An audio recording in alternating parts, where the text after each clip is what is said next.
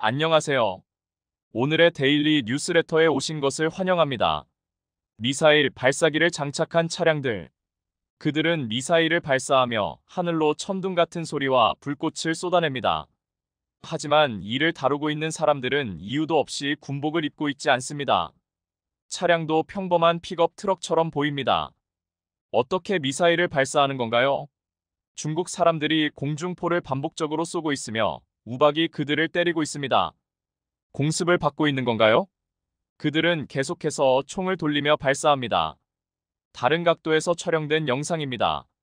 그들이 발사하는 방향에는 항공기가 보이지 않습니다. 그러다가 장면이 맑은 하늘로 바뀌고 비와 우박이 쏟아집니다. 그들은 인공비를 만들고 있었습니다. 결과적으로 그들이 가져온 것은 단순한 비가 아니었습니다. 지금 신의 처벌이 중국을 향해 가고 있습니다. 제3호 태풍 야기 직후 중국은 오늘 밤 동남부 지역에 상륙할 것으로 예상되는 강력한 태풍 베빈카에 신속히 대응하고 있습니다. 신화통신에 따르면 중국 수리부는 9월 14일 상하이와 장수, 저장, 안후이성의 홍수에 대해 4단계 중 가장 낮은 단계의 긴급 대응을 발표했습니다. 수리부는 태풍 베빈카로 인한 폭우가 중국 동남부 지역을 강타할 것이며 이로 인해 일부 중소 하천의 수위가 경고 기준을 초과할 것으로 예상된다고 밝혔습니다. 수리부는 중소 하천과 산지의 산사태에 대한 홍수 예방을 강조하며 주민들의 생명과 재산 보호를 보장하겠다고 전했습니다. 중국 응급관리부에 따르면 9월 15일 밤부터 16일 아침까지 태풍 베빈카는 저장성 타이저우에서 장수성 기동까지 해안을 따라 상륙할 것으로 예상되며 많은 비를 동반할 것입니다. 태풍 베빈카는 시속 약 30km로 북서쪽으로 이동하며 강도를 증가시키고 있으며 닝보와 상하이 지역에 태풍 또는 강력한 태풍으로 상륙할 가능성이 있습니다. 1949년부터 2023년까지의 기상 데이터에 따르면 중추절에 중국에 상륙한 태풍은 드문 일이 아니며 열대성 강풍과 강력한 태풍의 비율은 약 80%에 달합니다. 일본, 필리핀, 베트남은 이미 큰 피해를 입었고 베트남을 강타한 태풍 야기는 중국에도 일부 피해를 입혔습니다. 이제 중국이 이 태풍의 직격탄을 맞을 것으로 예상되면서 준비에 집중해야 할 시점에 혼란에 빠져 있습니다. 이 연속적인 대형 태풍의 원인이 인공강우를 무분별하게 사용한 나비 효과라는 추측이 있습니다. 비를 내리게 하면서 그로 인한 결과가 없을 것이라고 생각한 것은 어리석은 일이었습니다. 한편 태풍이 자신들의 방향으로 향하고 있다는 사실에 불쾌함을 느끼는 이들도 있습니다. 상황이 바뀔 것처럼 보이진 않습니다. 심지어는 한국이 이 태풍 시즌 동안 피해를 입지 않았기 때문에 그 피해를 대신 떠안고 있다는 주장을 하면서 한국을 탓하는 사람들도 있습니다. 제13호 태풍 베빈카는 상하이에 큰 영향을 미치지 않고 한국 반도에는 비만 조금 내릴 것으로 보입니다. 결과적으로 추석 연휴 동안 비 예보가 있습니다. 제13호 태풍 베빈카는 10일 저녁에 형성되었습니다. 기상청은 괌 근처의 제28호 열대 저기압이 태풍으로 발전하여 북서쪽으로 동북아시아를 향해 이동하고 있다고 발표했습니다. 14일쯤 오키나와 근처를 지날 것으로 예상됩니다. 동북아시아를 향해 가는 태풍은 보통 이 시점에서 진로를 결정합니다. 서쪽으로 이동하면 중국으로 향하고 북쪽으로는 한국, 동쪽으로는 일본으로 향합니다. 일반적으로 전 세계 국가들의 기상 모델은 이 시점에서 차이를 보이지만 이번에는 거의 일치하게 중국에 대한 재난을 예측하고 있습니다. 오키나와를 지나면 계속 서쪽으로 이동하여 상하이에 충돌하고 중국 본토에 부딪히며 에너지를 잃은 뒤 동쪽으로 방향을 틀어 한국 남부의 먼 바다로 사라질 것입니다. 그리고 상하이에 충돌하면서 에너지를 소진하며 지상에서는 혼란이 일어날 것입니다. 오키나와를 지날 때 비슷한 태풍이 베트남을 강타했을 때 막대한 피해를 남겼습니다. 제11호 태풍 야기는 베트남에서 하루 최소 강수량 208, 최대 433을 기록하며 홍수와 산사태를 일으켰습니다. 나무와 건물이 넘어졌고 전력 공급과 통신이 차단되었습니다. 그 피해가 심각해서 식료품 가격이 30% 상승했습니다. 태풍의 간신히 영향을 받은 중국 남부조차 상당한 피해를 입었습니다. 하이난과 광동 같은 도시에서는 이재민이 100만 명에 달하며 강한 바람에 풍력 터빈까지 부서졌다고 전해졌습니다. 하지만 이번에는 중국 본토가 직접 타격을 받을 것으로 예상되면서 매우 어려운 상황에 처해 있습니다. 중국 내에서는 이 연속적인 슈퍼 태풍의 원인을 인공강우로 돌리고 있습니다. 이 기술은 구름에 비를 내리게 하는 물질을 뿌려 강수의 씨앗을 만들어 비를 유도하는 방법입니다. 이 기술은 오래전에 개발되었지만 예측할 수 없는 부작용 때문에 잘 사용되지 않습니다. 하지만 결과에 대한 염려 없이 인공강우를 필요할 때마다 사용하는 나라는 중국뿐입니다. 중국의 인공강우 사용 중 가장 유명한 사례 중 하나는 2008년 베이징 올림픽 때의 일이었습니다.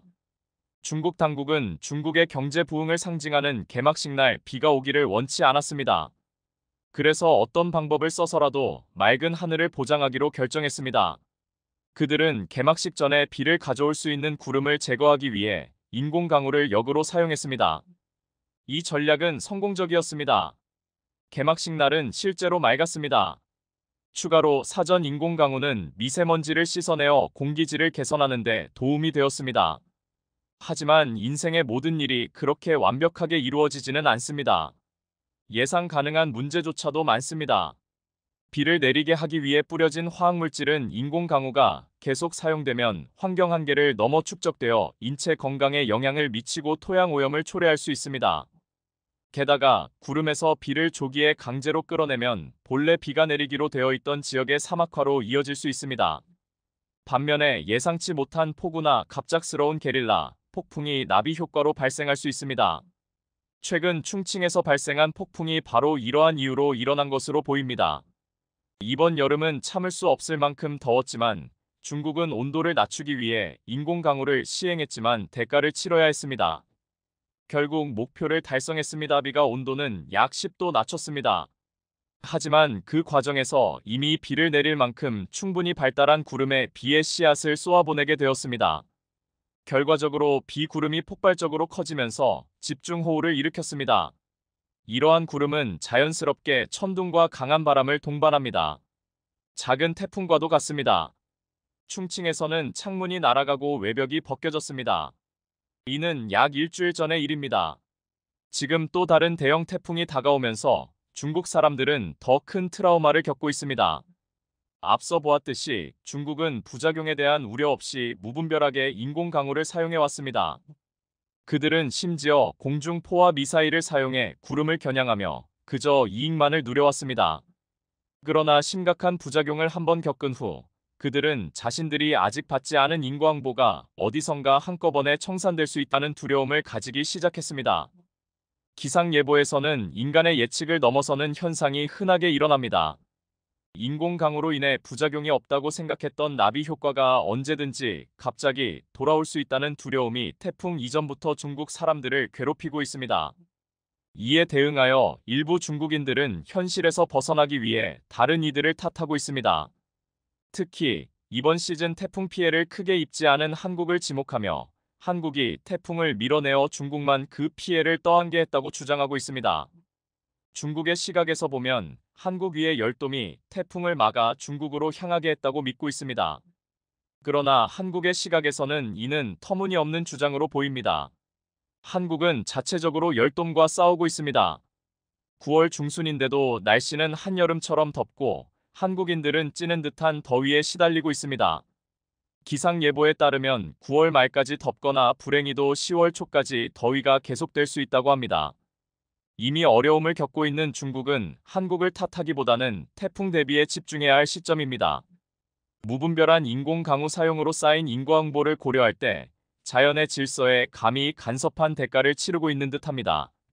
이번에는 중국이 얼마나 많은 나비 효과를 겪게 될까요? 우리도 잠재적인 피해에 대비해야 할 필요가 있습니다. 지금 보시는 장면은 중국 다롄시의 모습입니다. 폭우가 쏟아져 도로가 마치 하천처럼 변해버렸습니다.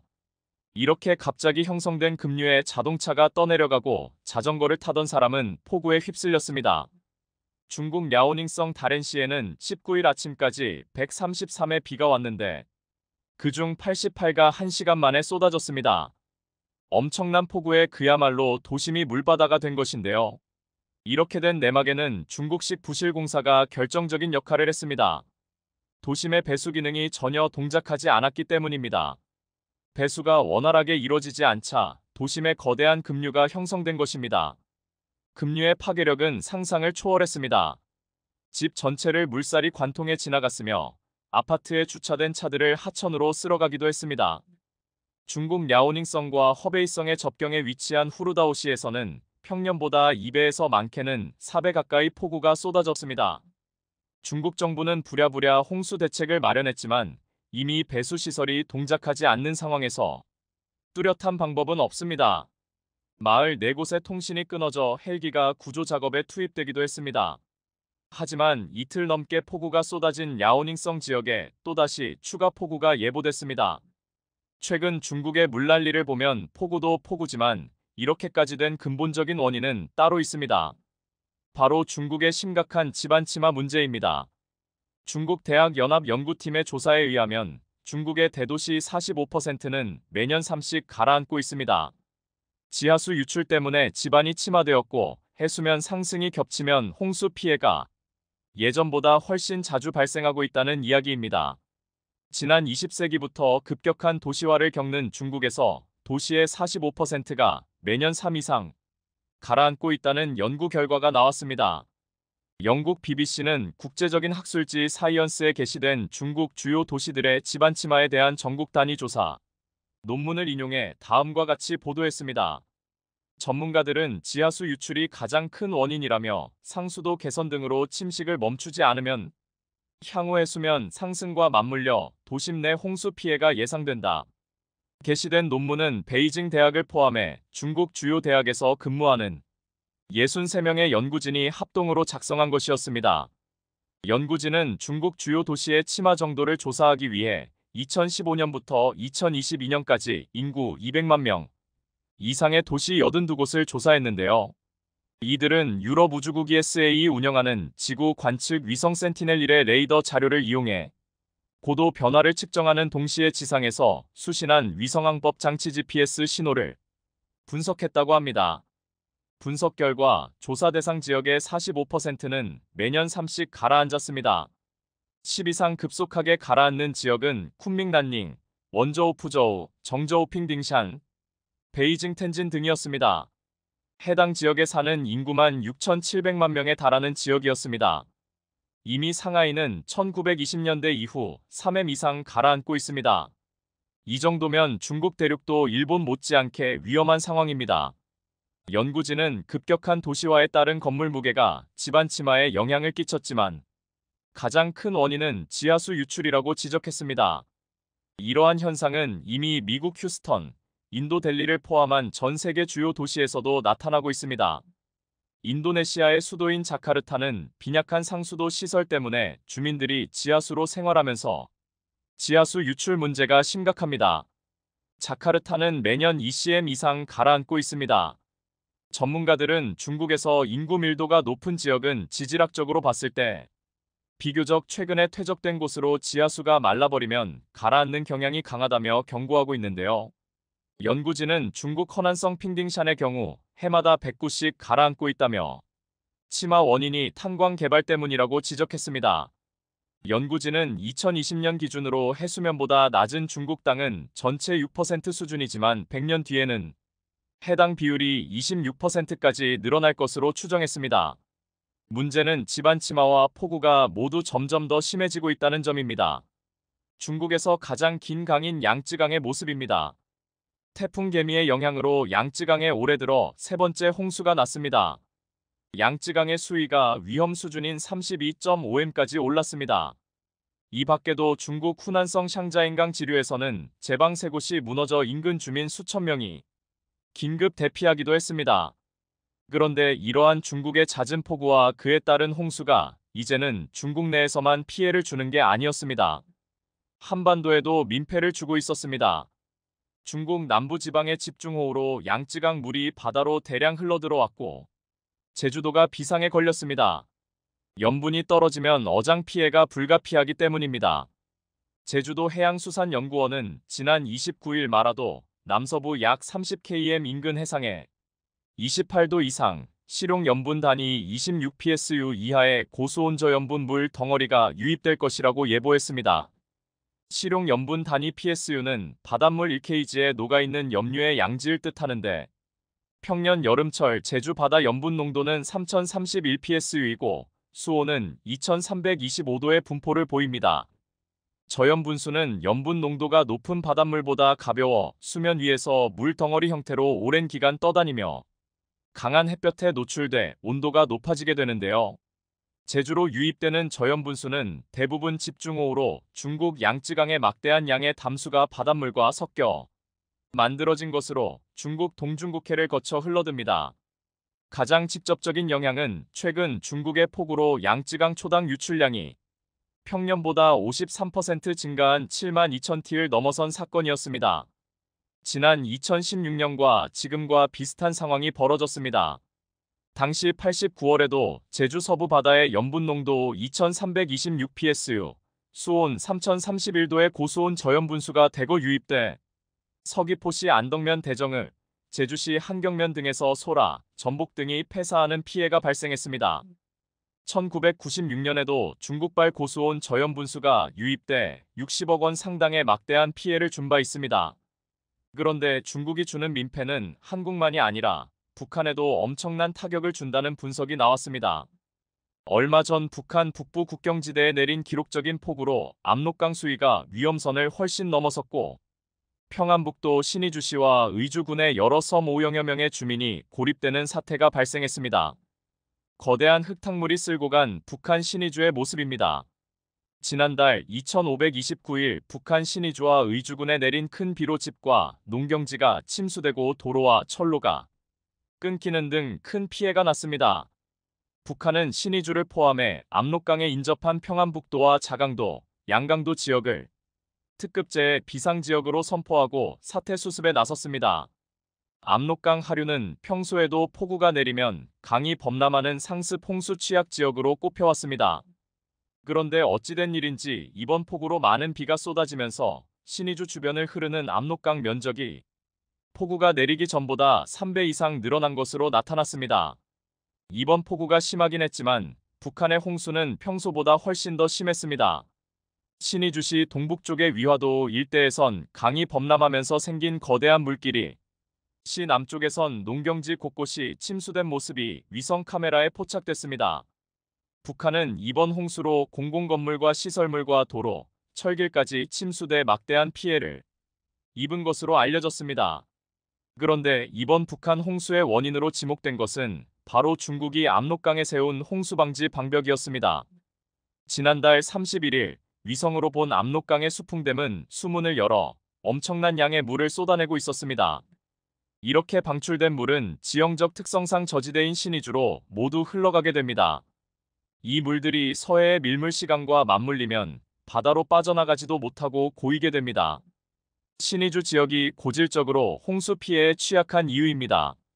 하지만 압록강을 사이에 두고 신의주와 마주보고 있는 중국 단둥 지역은 신의주보다 23m가량 지대가 높기 때문에 북한보다는 상황이 낫습니다.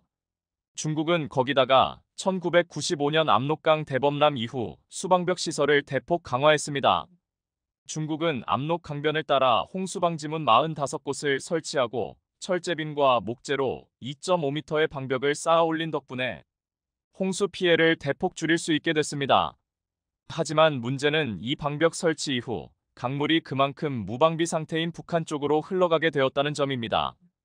실제로 평안북도 신의주 지역은 비 피해가 자주 반복되는 곳이지만 신의주와 마주보고 있는 중국 단둥 지역은 이번 홍수에도 피해가 거의 없었습니다. 중국이 방벽을 설치해 불어난 물이 모두 북한으로 쏠렸고 여기에 북한의 낙후한 하수시설로 인해 배수가 원활하지 않게 되자 이처럼 엄청난 홍수 피해를 입게 되었다는 분석인데요. 이번 홍수는 북한 정권에도 상당히 치명적인 것으로 알려져 있습니다. 그런데 이 홍수의 발원지가 중국 때문이라는 사실이 알려지자 당혹감을 감추지 못하고 있습니다. 가뜩이나 험악해지고 있는 북한과 중국의 관계가 앞으로 어떻게 전개될지 관심 있게 지켜봐야 할 것 같습니다. 대한민국 위상이 점진적으로 높아지고 있습니다. 가까운 미래의 대한민국은 SLBM 현무 미사일 발사가 가능한 5,000톤급 잠수함을 보유할 예정입니다. 특히 SLBM 미사일 발사가 가능한 한국산 잠수함의 파괴력은 일본의 재래식 잠수함과 비교조차 불가능한 수준으로 비행 발사대 개량 시 사거리 3000km 탄두 중량 8톤급의 공격형 현무미사일을 12발씩 탑재하는 것이 가능합니다. 현재 SLBM 미사일을 개발한 국가는 단 7개국, 그 중에서도 제대로 된 잠수함을 생산할 수 있는 국가는 단 5개 국가뿐입니다. 그러한 5개의 국가 중 한 국가의 대한민국의 이름을 당당히 올렸습니다. 과거 유일한 열강이라고 불렸던 독일, 스페인, 네덜란드 등 해군 기술력이 높았던 강대국의 잠수함 전력을 단숨에 대한민국이 추월해버렸습니다. 한국산 잠수함이 2030년까지 추가적으로 건조될 경우 유럽 각국의 해상 전력을 모조리 추월하고 중국 해군조차 긴장해야 할 강력한 해군 군사대국으로 도약하는 것입니다. 대한민국은 잠재적 중국 해군을 상대로 참교육을 시행하여 통쾌한 역습의 발판을 본격적으로 마련하고 있습니다. SLBM 현무 미사일 발사 당시 한국산 괴물 미사일 수중 발사 성공 소식에 일본 매체와 중국 국영 언론들이 잇따라 당혹감을 내비쳤습니다.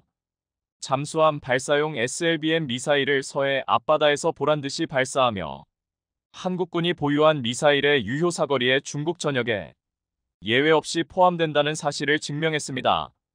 최근 대한민국 국방안보분석관인 해군전략안보작전 성명을 통해 한국 해군이 일시에 SLBM 미사일 발사가 가능한 잠수함 여러 척을 보유하는 의미에 대해 간략히 설명했습니다. 한국군의 SLBM 미사일 잠수함 보유는 콜드 런칭처럼 수직으로 발사된 미사일이 잠수함에서 바다를 뚫고 나와 공중에서 저하시키는 방식과 안정적인 자세 제어를 통해 성공적 비행 과정을 거치는 최상급 전략 무기를 모두 확보했다는 중요한 의미를 가진다며 중국을 견제하기 위해 한국과 긴밀한 외교 관계를 가지는 영국조차 이러한 과정을 거쳐 SLBM 미사일 개발에 성공했었던 사실을 언급했습니다. 한국산 현무 미사일은 긴급 상황 발생 시 핵탄두까지 장착이 가능하며 대표적으로 도산 안창호함이 존재합니다. 최근 한국의 상황을 살펴본 미국 국가안보 전문 매체인 내셔널 인터레스트는 한국의 잠수함 전력은 강대국의 근본이 될 것이라는 기사를 실었습니다. 내셔널 인터레스트는 한국이 어떻게 아시아 바다를 지배하려는지에 대한 군사 칼럼을 게시하며 21세기에 들어 경이로운 속도로 성장한 한국의 잠수함 전력을 함축적으로 언급했습니다. 우선 미사일 사거리 지침이 해제된 지 한 달 만에 SLBM 미사일을 완성한 대한민국의 준비성에 경의를 표하며 기사가 시작되었습니다. 이제 모든 분들이 아시다시피 대한민국은 미사일 사거리 제한 이전부터 SLBM 미사일을 극비리에 개발해왔다는 사실이 확인되었습니다. 군사정보매체에서 떠돌던 대한민국 군에 비해 미사일 보유설이 미사일 사거리 지침이 해제와 함께 기정사실이 된 것입니다. 이와 같이 대한민국의 물밑 군사작업 수준은 어마어마한데요. 현무 5 미사일부터 시작해 현무 44 SLBM 미사일까지 한국이 극비리에 개발 중인 미사일은 한두 가지가 아니었습니다. 지금 이 순간에도 우리 기술 지인들의 노력으로 최첨단 미사일은 제작되고 있습니다. 대한민국의 영원한 자주국방을 위한 기술 발전이 빠르게 이루어지고 있습니다. 대한민국이 결국 외세에 비해 미사일을 보유하게 된 것에 대해 가장 패닉에 빠진 국가는 바로 일본과 중국이었습니다.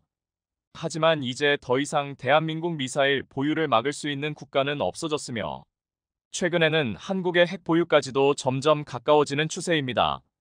미국 내셔널 인터레스트가 추가적으로 언급한 내용에 따르자면 한국 해군 잠수함 전력 성장률은 세계 최고 수준이라는 찬사가 있었습니다. 과거 20년 전만 하더라도 한국 해군이 보유했던 잠수함의 수량은 불과 9척에 불과했지만 이러한 상황에 탐탁지 않은 한국 정부는 잠수함 전력을 비약적으로 향상시키기 위해 한국형 잠수함 증강 계획인 KAS를 본격적으로 개시하였으며 20년이 지나도 현재 한국 해군은 공격형 잠수함을 12척까지 늘릴 방안입니다. 이 중 가장 치명적인 SLBM 미사일로 무장한 한국형 잠수함 9척이 아시아 지역에 등장하게 된다면 한국 해군은 지역 강국을 뛰어넘고 강대국들과 비교해도 전혀 꿀리지 않는 수준이 미사일 전력을 보유하게 될 것이라는 견해를 밝혔습니다.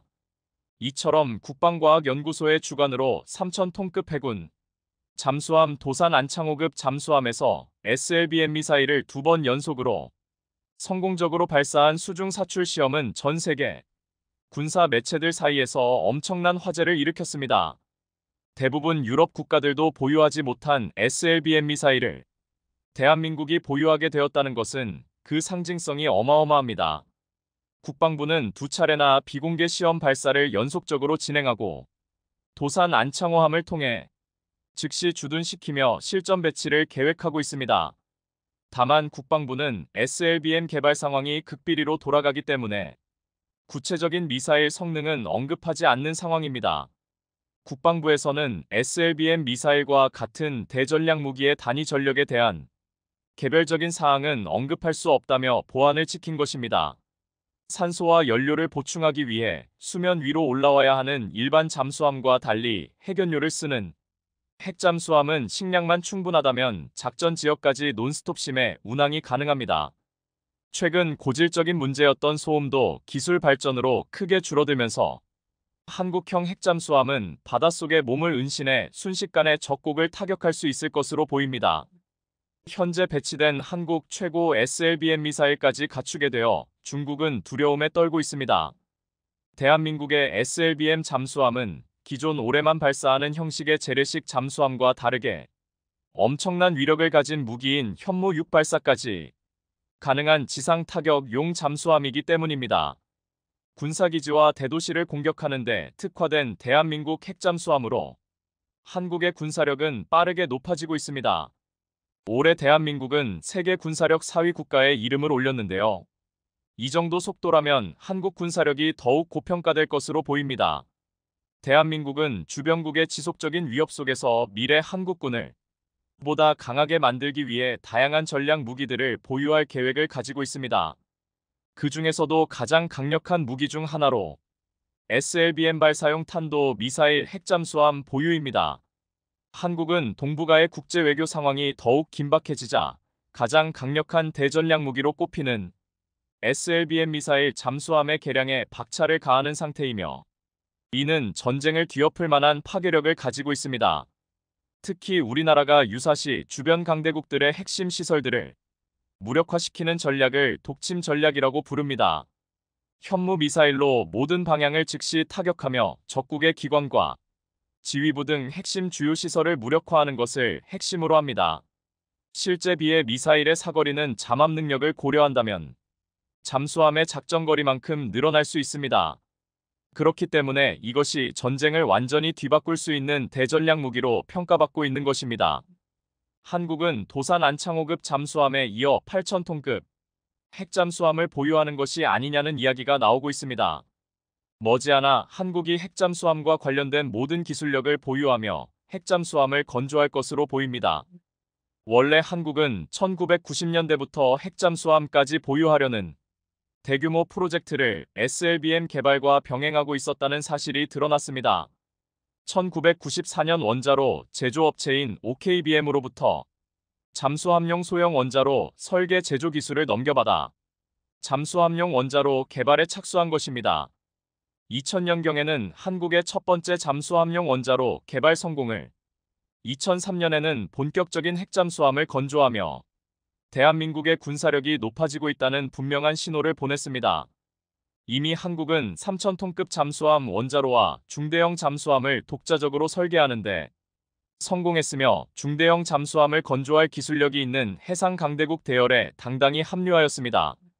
한국은 계속해서 축적된 국산 잠수함 건조 기술과 우수한 원자력 기술을 결합하면 핵잠수함 건조는 얼마든지 가능하다는 것이 군사 전문가들의 주장입니다. 특히 대한민국은 3,000톤급 잠수함을 기점으로 1987년 독일과 첫 번째 잠수함 수입 계약을 체결한 지 약 30년 만에 독자적인 한국형 잠수함 설계 반열에 올랐습니다. 이로 인해 대한민국의 핵잠수함 개발에는 더욱 힘이 실리고 있는 것입니다. 거기에 최근 미국의 상원위원장이 한국형 핵잠수함에 대한 언급을 더욱 화제가 되고 있습니다. 대한민국의 군사력은 나날이 높아지고 있으며 특히 한국군의 해상 전력은 주목할 만하다고 언급했는데요. 한국은 삼면이 바다인 만큼 해군의 위상이 굉장히 높은 나라입니다. 이는 미국도 인정하는 부분입니다. 미 해군의 엄청난 기술력에 빠르게 뒤따르는 것이 바로 한국과 일본인데요. 기술력과 화력 측면에서 2차 세계대전의 패전국이었던 일본은 대한민국을 이길 수 없는 상황입니다. 섬나라임에도 불구하고 특히 해군 전력은 대한민국에게 한 수 위라는 것이 일반적인 군사 전문가들의 의견입니다. 영국 국방부에서는 한국산 무기를 통해 큰 목표를 이뤄 나가길 바라고 있습니다. 6세대 유로파이터의 대체안으로 추진했던 템페스트 전투기 개발 안을 일본과 협력하려 했지만 프로젝트 중간에 지지부진해지면서 이제는 4.5세대 전투기가 필요해진 것입니다. 영국이 계획한 차세대 전투기 프로젝트는 2050년까지 유일한 계획으로 현재 이에 대한 대비책과 대안을 준비하지 못한 상태였습니다. 심지어 이 6세대 기체만을 기다리며 유로파이터의 퇴역 시 대체를 생각지 않고 단일 전투기 운영만을 고려하고 있었기 때문에 영국에게 KF-21 전투기를 수출할 수 있을 것이라는 생각을 못했습니다. 하지만 이제 상황은 완전히 달라졌습니다. 모두 알고 있듯이 템페스트의 전투기에 참여한 국가들은 합의 맞지 않았고 사업이 일시 중단되기까지 하며 영국 정부는 보유 중인 유로파이터의 처분에 대해서도 꼴머리를 앓게 되었습니다. 현재 유로파이터의 유지비는 기하급수적으로 높아진 상황입니다. 스텔스 전투기가 아님에도 불구하고 미국 로키드 마틴의 F-35 전투기의 유지비와 비슷한 수준이기 때문에 영국은 고민에 빠진 것입니다. 더 이상 유로파이터를 보유하는 것은 다른 전투기 도입 예산까지 낭비한다는 판단에 영국 국방부 장관은 KF-21 전투기를 선택한 것입니다. 최근 실전 전투 비행과 실전 기체 생산 공장 증설은 물론 폴란드부터 시작해 국제무대에 화려하게 등장할 전투기임을 인정하고 이제는 강력한 군사력을 갖춘 한국 공군을 극찬했습니다. 영국은 공격기 이외에도 가상의 적 전투기와 맞붙을 무기가 간절했기 때문에 K9 자주포와 KF-21 전투기를 욕심낸 것입니다. KF-21 전투기는 특히 서방 무기 체계를 기초로 하고 있기 때문에 영국산 초음속 순항 미사일을 탑재할 수 있으며 이는 전투기당 2발씩 장착해 총 18대의 KF-21 전투기에 36발의 초음속 미사일 운용을 계획하고 있습니다. 심지어 영국은 계약 성사 시 초음속 미사일 공동 협력에 대한 부분도 논의했습니다. 게다가 KF-21 전투기의 경우 미국산 F-44 터보팬 엔진을 사용했는데 이는 서방국 가들이 즐겨 쓰는 엔진이기 때문에 유지 보수에서도 유리하다는 점을 강조하였습니다. 이는 운영 인력 교육에도 비용을 크게 들릴 수 없다는 뜻입니다. 때문에 한국이 향후 개발 중인 KF-21 전투기 블라크이 사업에서 영국과 협력할 수 있는 동맹권을 제공하겠다는 의사를 밝히며 만약 영국이 KF-21 전투기를 구입한다면 장기적인 기술 지원 역시 가능하다는 점을 제시했습니다. 무엇보다 영국은 그동안 인도네시아가 뒤통수를 쳐 골치 아팠던 KF-21 전투기 분담금 일부를 폴란드와 컨소시엄에 지불할 가능성까지 생겨 KF-21 전투기 공동 개발에서 인도네시아를 완전히 고립시킬 수 있게 되었습니다. KF-21 전투기 공동 사업에 대한 제안은 영국 측에서 먼저 언급한 것으로 알려졌습니다. 이 소식에 인도네시아는 깜짝 놀랐습니다. 분담금을 지지부진 미루는 사이 폴란드와 영국 등의 유럽 국가가 인도네시아 자리를 꿰차게 되었습니다. 한국은 가장 큰 골칫거리를 해결하는 한편 한국산 전투기의 유럽 수출 판로가 활짝 열렸습니다. 폴란드에 이어 두 번째는 영국 수출 계약일 것이며 한국 방산 역사에 또 다른 한 획을 그을 정도로 엄청난 규모와 금액이 걸려 있다고 합니다. 영국은 특히 한국산 전투기와 K9 자주포에 깊은 관심을 표했습니다. 또한 KF-21 전투기는 물론이고 FA-50과 같은 경공격기도 폴란드 공군이 적극적으로 추천하여 유럽 수출의 미래는 더욱 긍정적으로 변화했습니다. 사실 국내 항공기 완제품이 유럽 시장에 진출한 것은 매우 이례적인 일입니다.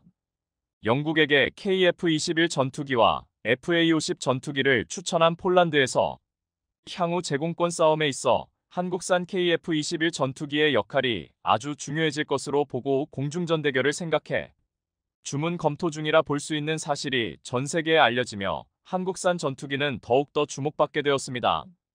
그런데 놀랍게도 폴란드와 비슷한 시기에 영국에서도 한국산 KF-21 전투기 계약을 검토했습니다. 영국은 다른 국가들이 제시한 여러 제안보다 한국산 KF-21 전투기에 대해 더 진지하게 지켜보고 있었습니다. 특히 미국이 내건 조건은 록히드 마틴 F-35 전투기의 추가 도입 방안이었지만 F-35 전투기의 연속적인 추락과 동시에 유럽에 주둔하는 미국의 설비창 방문을 필수 조건으로 내걸었으므로 이는 좋은 조건이 아니라는 판단을 내렸습니다. 반면 한국은 유럽 판매를 위한 교두보를 내걸었습니다. 영국이 도입하기 위해 관심을 가지는 한국산 K9 자주포는 이미 현지 라이선스 이전에도 동의하였으며 영국 정부가 원하는 업그레이드 버전의 요구 조건까지 맞췄습니다. 이 모든 것이 한국산 무기의 플랫폼 통일을 위한 국내 방산 기업의 계획이었으며 KF-21 전투기 블라크1을 영국 공군이 도입하게 될 경우 영국 공군이 가장 핵심적으로 원하던 공중급류 기능까지 모두 갖춘 공중 전투 능력을 특히 강조했습니다.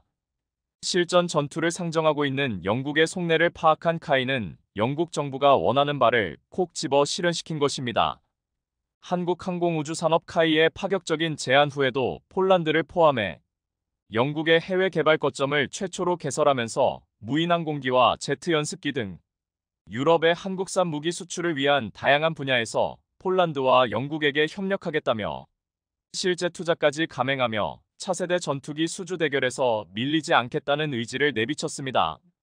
이에 미국의 보잉 역시 F-16V 전투기의 최종 조립지를 영국 현지에 건설해 기술협력비 지원까지 생각하고 있다며 영국 정부에게 적극적인 전투기 도입안을 제안했습니다. 하지만 이러한 미국 기업의 노력에도 불구하고 KF-21 전투기는 5세대 급으로 진화가 이미 예정되어 있다는 점, 스텔스 형태가 모두 갖추어졌다는 점들로 인해 영국은 한국산 전투기에 더 큰 관심을 보이고 있습니다. 성능은 물론이고 성능 대비 유지 보수비까지 우수한 경쟁력을 갖춘 KF-21 전투기는 영국 정부의 마음을 뒤흔들었습니다.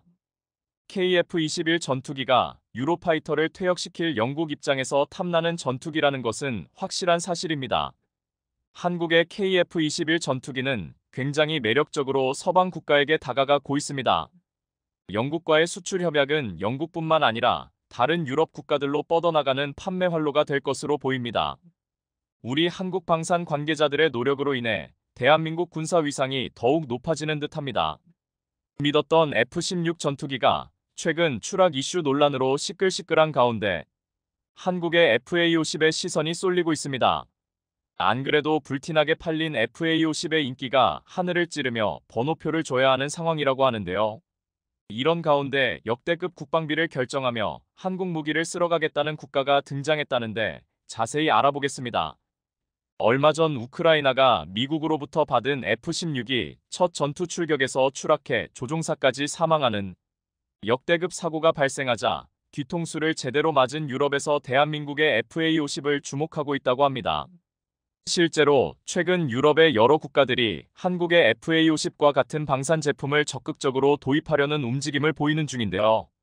방산업계에 따르면 러시아 우크라이나 전쟁 등 급변하는 국제 정세에 따라 유럽에서 국산 다목적 전투기 FA-50 도입을 검토하는 국가들이 증가하고 있습니다. 폴란드를 마케팅 거점으로 삼고 FA-50의 유럽 시장 확대를 노렸던 KAI와 우리 방산업계의 전략이 먹혀 들어간 겁니다.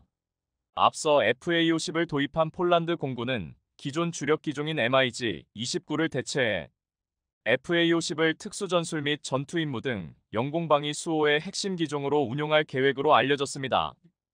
FA-50은 MiG-29 대비 공대공, 공대지 무장 능력, AESA 레이더 기반의 탐지 능력, 공중급류 기능 등 높은 비행 성능을 보유하고 있으며 서방 무기 체계와의 호환성과 가성비 높은 운용 유지 비용 등으로 유럽 시장에서 호평을 받고 있습니다. 특히나 뛰어난 기능성과 효율성을 입증하며 신뢰성을 높이고 있는데 FA-50의 경우 동일한 플랫폼으로 훈련과 전투가 가능해 평상시 훈련기로 운용하다가 유사시에는 전투기로 전환돼 임무를 수행할 수 있어 인기가 매우 높습니다. 폴란드에 수출된 FA-50PL은 AESA 레이더와 AIM-9X 공대공 미사일 등을 장착했는데 국방전력 강화에 힘쓰고 노후 기종 교체 수요까지 맞물린 다른 유럽 국가들이 FA-50을 먼저 받으려고 눈독을 들이고 있는 상황입니다. 실제로 FA-50은 성능과 운용 효율성을 인정받으며 글로벌 시장 점유율을 높여가고 있는데요. 현재 인도네시아, 필리핀, 태국, 말레이시아 등 동남아 주요 4개국 수출을 비롯해 폴란드 등 전 세계에 무려 138대가 수출됐습니다. 이러한 기세를 몰아 KAI는 FA-50 단좌형 개발을 통해 글로벌 시장에서 최대 500대 이상을 판매하고 시장 점유율 50% 이상 달성을 목표로 정하는 등 강한 자신감을 보이고 있습니다. 그런데 자세히 살펴보면 이렇게 FA-50이 유럽 시장에서 없어서 못 팔 정도로 인기가 뜨거운 건 비단 성능과 가격의 문제만이 아닙니다. 정비와 기술 군수 지원, 조종사 및 정비사 교육 훈련 등의 분야에서도 독보적인 역량을 드러내며 유럽 방산 시장의 마음을 완전히 빼앗기 때문인데요. 이렇듯 사실 무기체계 수출은 단순히 제품을 파는 것에서 끝나는 게 아닙니다. 해당 무기체계를 운용하는 인력에 대한 교육과 기술 정비 지원, 부품 장비 조달을 통해 항공기 가동률을 보장하는 게 더 중요하기 때문입니다. 실제로 이런 고객 지원이 제대로 이루어지지 않으면 세계 방산 시장에서 장사치로 낙인 찍히기 십상입니다. 이렇게 이미지가 각인되면 아무리 성능이 뛰어나다고 하더라도 무기 시장에서 입소문으로 판로 확대는 어려워질 수밖에 없습니다. 그런데 반대로 FA-50은 유럽 시장에서 폴란드 수출을 계기로 긍정적인 입소문이 주변 국가로 퍼지며 한국으로부터 서로 먼저 FA-50을 받으려 안달이 난 상황이 연출되고 있는데요. 실제로 앞서 KAI가 미그-29 전투기의 퇴역을 준비하고 있는 폴란드를 돕기 위해 폴란드 현지 기지 내에 상주하며 24시간 밀착 지원을 하고 있다는 소문이 전해지자 주변 유럽 국가들로부터 엄청난 반응이 나왔었습니다. 이런 이유로 유럽의 강대국으로 꼽히는 지칠 국가까지 나서서 FA-50을 어떻게 해서는 빨리 도입하려고 안달이 났다는 분위기입니다. 특히나 KAI가 이달 3일 폴란드에서 열린 유럽 3대 방산 전시회 MSPO 2024에서 FA-50 개량형인 축소 모형을 최초 공개하면서 쐐기를 박았다고 합니다. 이번 MSPO에서 공개한 FA-50 개량형은 FA-50보다 발전된 버전으로 가장 먼저 프로브 앤 드로그 방식 공중급류 시스템이 눈에 띕니다.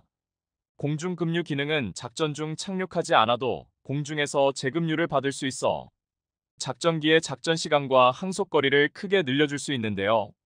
다만 한국 공군이 플라잉 분방식을 쓰는 반면 폴란드를 비롯해 유럽 대부분은 프로브 앤 드로그를 사용하고 있어 KAI의 자체 연구로 FA-50에 장착할 수 있는 공중 급류 장비를 새롭게 개발한 겁니다. 또한 전투기의 핵심 장비인 AESA 레이더의 경우 미국 RTX사의 팬텀 스트라이크 레이더가 장착되는 것으로 알려졌습니다.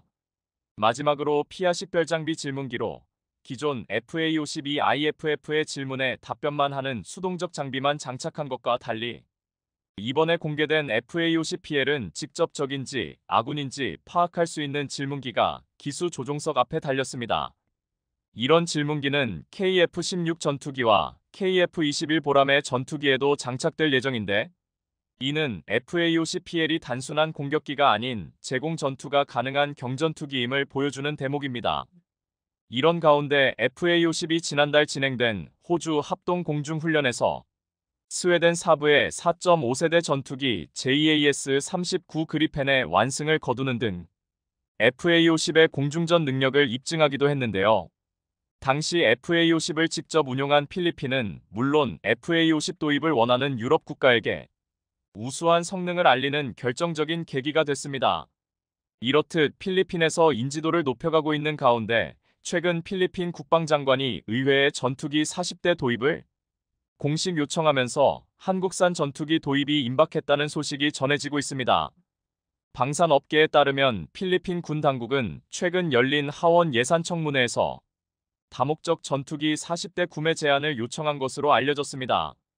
필리핀은 중거리 미사일과 첨단 전투기로 군을 업그레이드하고 싶어 하고 있는데요.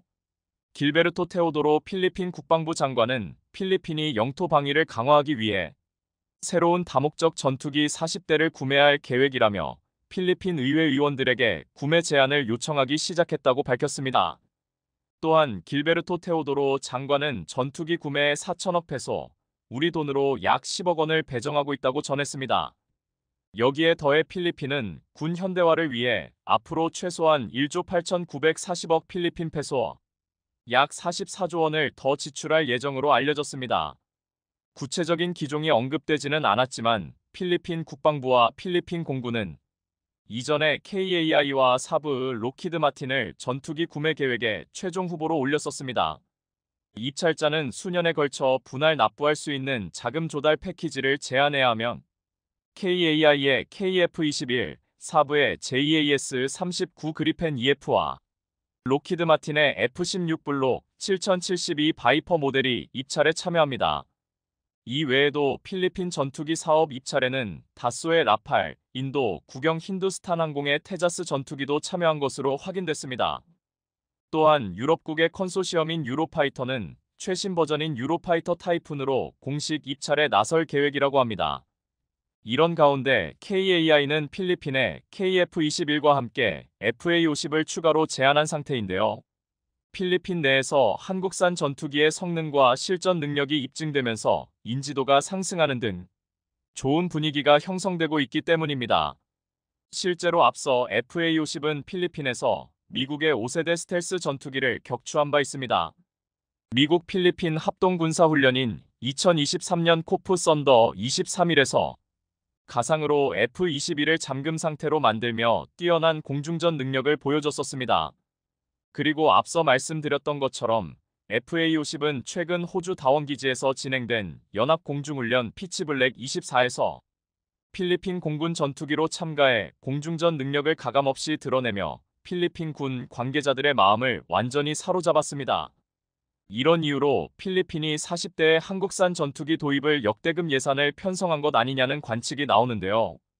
이와 함께 페루가 FA-50 도입 협상의 속도를 내고 있는 것으로 알려지는 등 얼마 전 페루 공군 사령관이 방한하면서 KF-21 도입을 위한 절차가 빠르게 진행되고 있다는 소식입니다. 특히나 KF-21 개발 사업에 페루가 참여하는 것도 고려하는 것으로 알려지며 KF-21 도입 국가로 페루가 급부상하고 있는 중인데요. 실제로 최근 페루 현지 언론에서도 보람의 전투기 도입에 대한 이야기가 자주 거론되고 있는 상황입니다.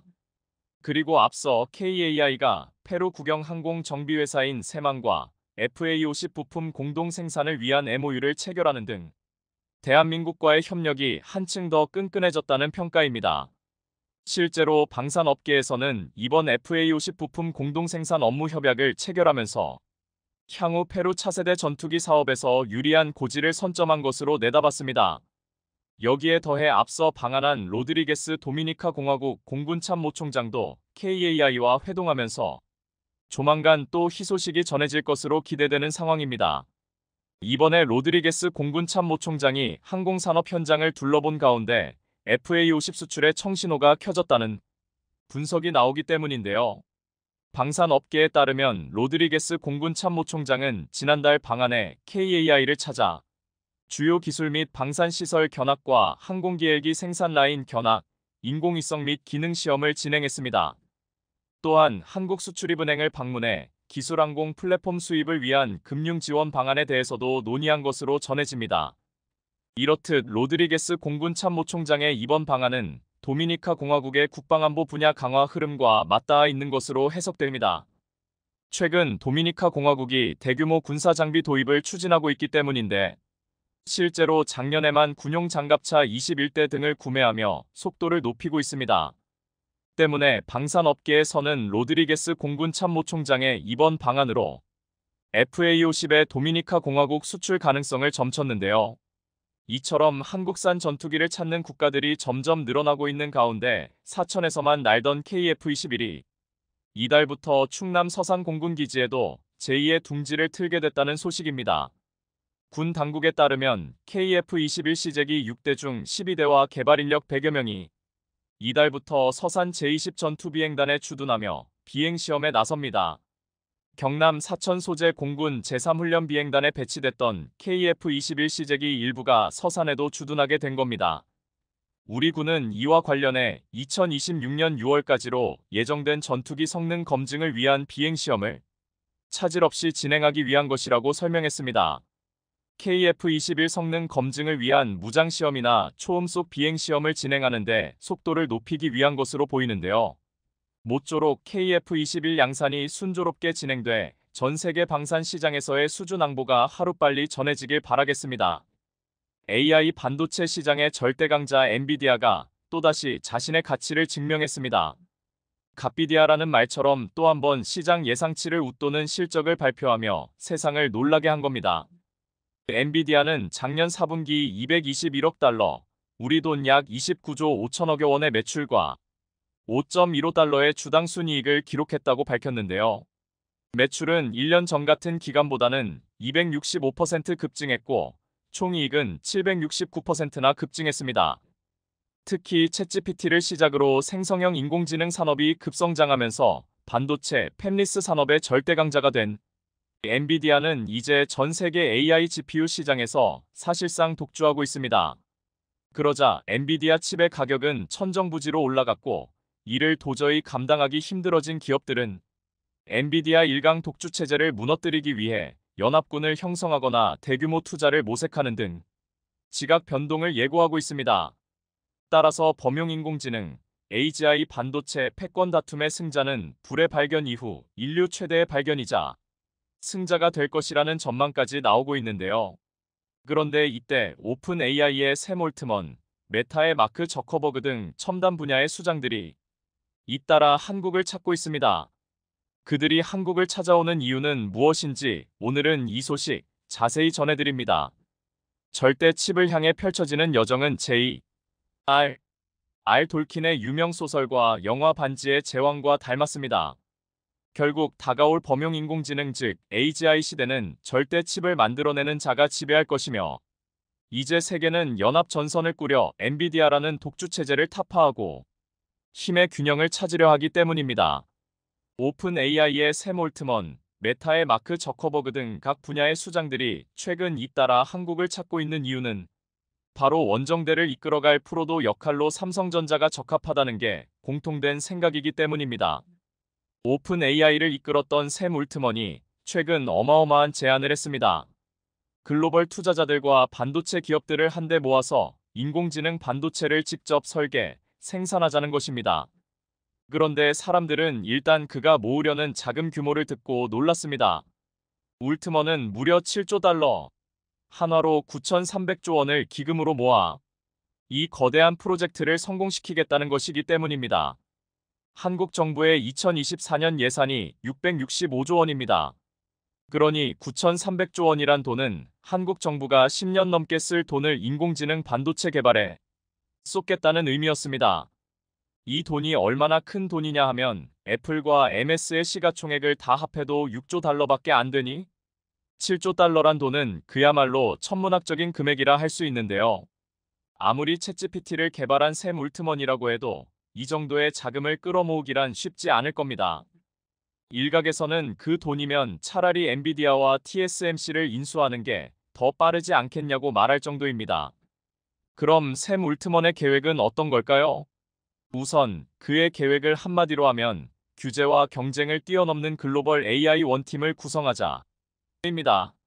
심화하는 규제를 뛰어넘어 인공지능 개발이라는 하나의 가치를 위해 다국적 기업들이 함께 힘을 모아 인공지능의 끝판왕이라 할 수 있는 AGI 즉 범용 인공지능 개발에 박차를 가해보자는 것입니다.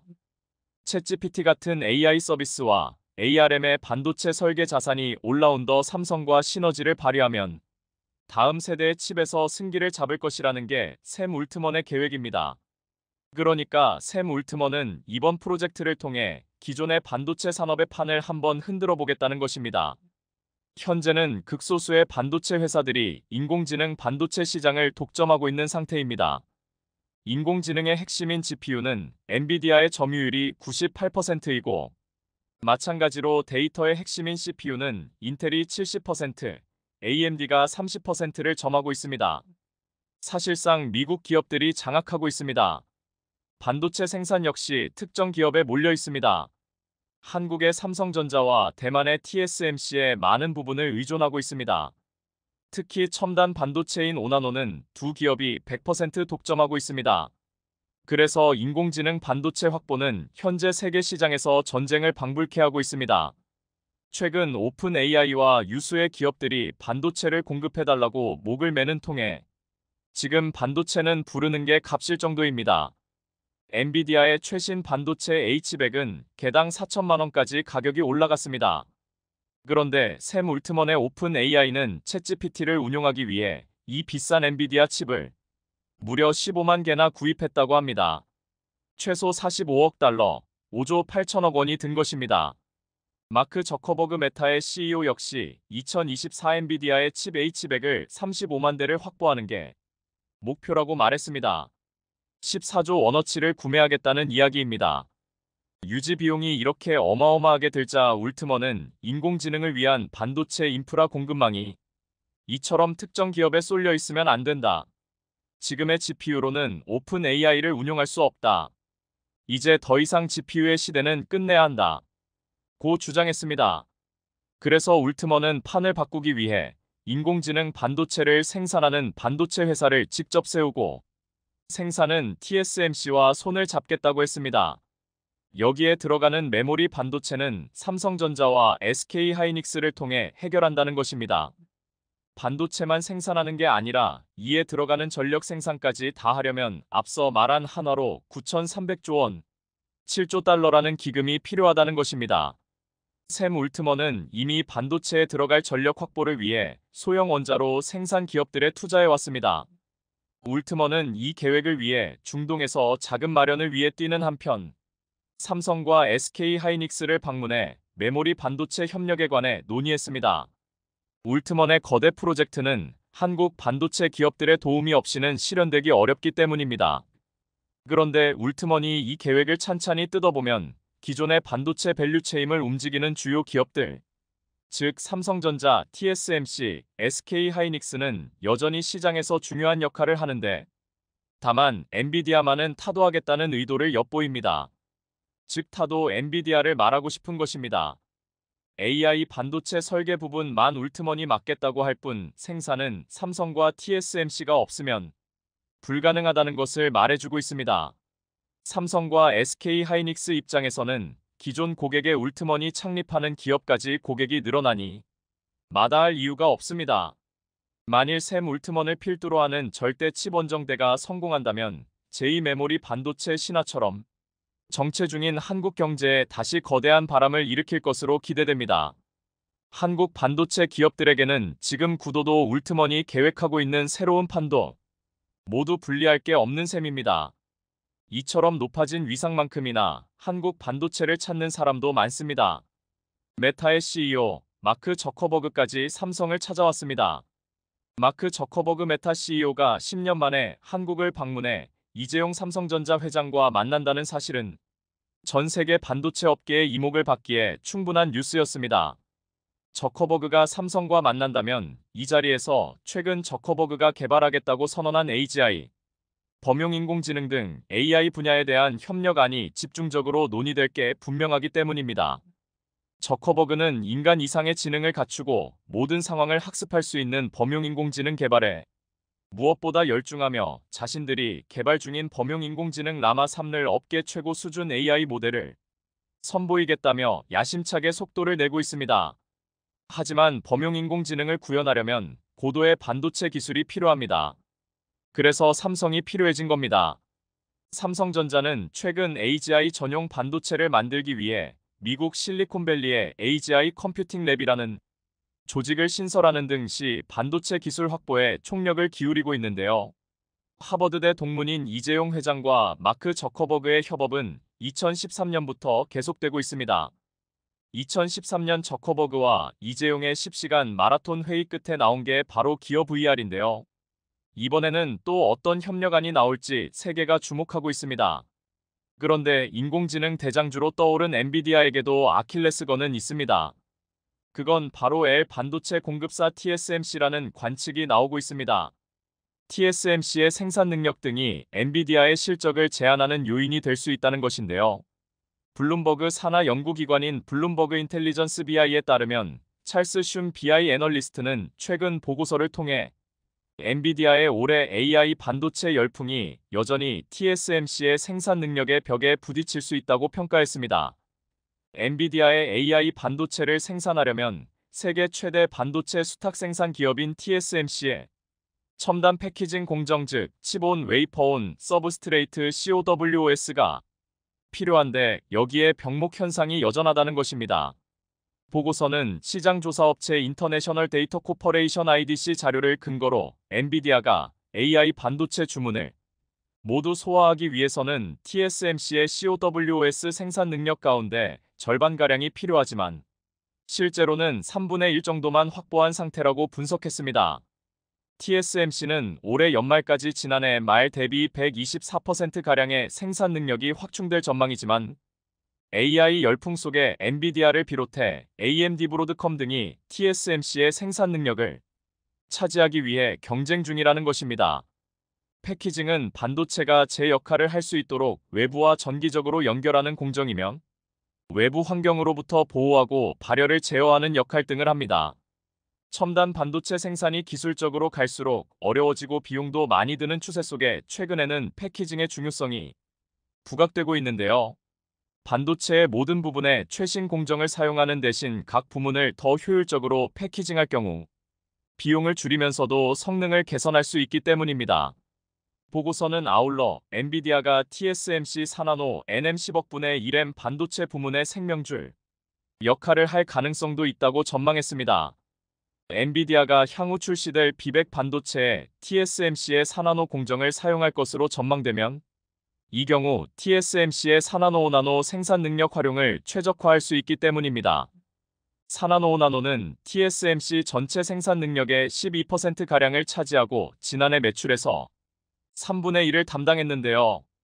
올해는 다른 고객사인 애플 퀄컴 등이 3나노로 옮겨가면서 TSMC의 4나노 5나노 생산 능력이 남아돌아 성장에 부담이 될 수 있는 상황이었습니다. 그런데 엔비디아가 TSMC의 4나노를 구매할 경우 매출에 큰 도움이 될 것이란 이야기입니다.